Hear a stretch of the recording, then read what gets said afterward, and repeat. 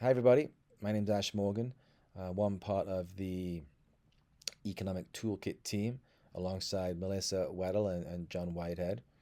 And my primary role, really, in the analysis was to estimate the economic impacts of recreational trips taken to generally Northwest North Carolina, but also more specifically the individual counties within that particular region. And so I'll talk about that a little bit, but really that's looking at sort of one moment in time, recreational trips taken over an annual period, and thinking about the economic contribution that those trips create.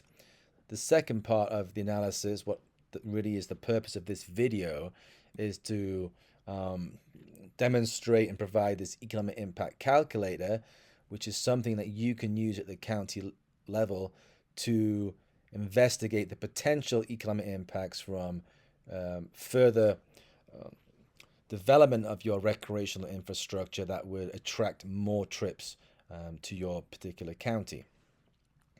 But just to backtrack slightly, just generally speaking, economic impact studies are a popular type of economic analysis. They look at the flow of funds that come into a specific community, county, region, whatever the level of geography might be, and how that flow of funds translates into economic impacts. And so, it's sort of a multi-step process, but what we did, we gathered the data, um, we developed a model, we ran the analysis, then we came up with our interpretations, and we wrote a general report, but also a county-specific report for each individual county. So you will have access to the economic impact numbers for your specific county. And these economic impacts are calculated by looking at the direct effects. So that's the initial injection of money that comes into your specific county from your visitors. And then that initial injection of money then creates these what we call secondary effects, which are specifically there's two types: there are indirect effects and induced effects.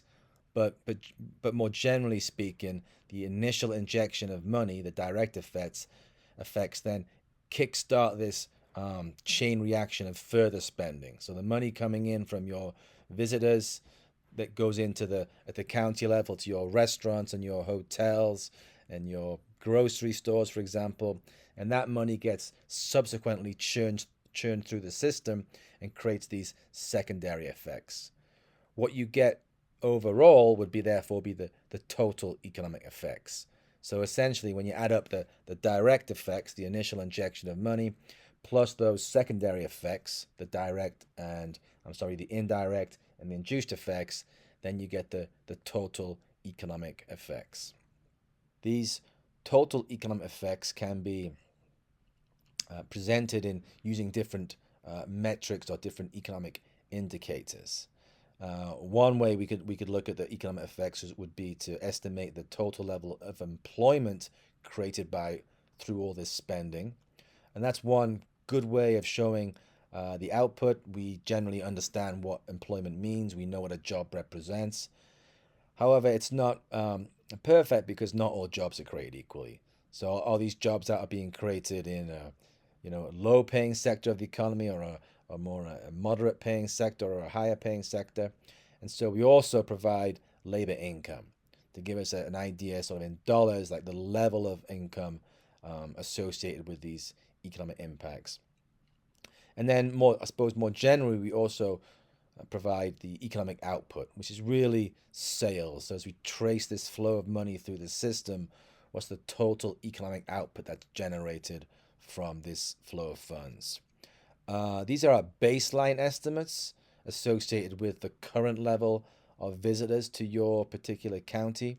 Uh, we calculated this at the annual level to show the total economic effects annually. And so that was the first part of the analysis. So again, this was done at the county level. And then what we then did was say, okay, well, what if there's more investment at the county level in recreational infrastructure?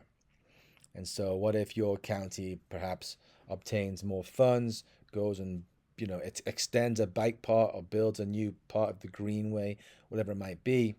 And so your sort of challenge here is to try and come up with some measure of the expected change in the number of trips associated with the new investment in recreation infrastructure. And so what we have here displayed is an example of the calculator that we created. This one is specifically for Watauga County.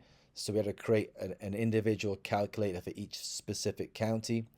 The input into the calculator is right here. It's the expected number of trips. So based again on this new investment and how many new trips you expect to come into your county, you would input this number. I just put in the number 1,000 just as as an example. But what you get from that, the output would be, well, what would the economic output at your specific county level be if there are 1,000 new trips coming into the county? And just for an example, here roughly about an extra $300,000 in economic output in Watauga County if we increase the number of trips by 1,000. What additional employment would be created from those new trips? Roughly 3 new jobs. And again, we also report labor income.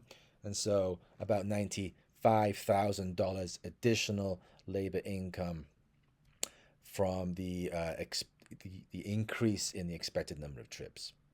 And so again, the purpose of this calculator is to think, more thinking ahead. So perhaps you're thinking about getting into a process of writing a proposal to bring in more funding to your county to put towards more investment towards recreational infrastructure.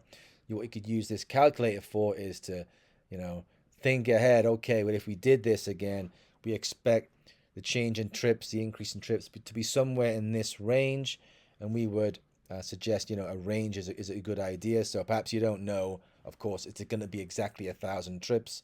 You might think it's somewhere between 750 and 1,500 trips. So perhaps you would plug in 750 and look at what the results would be.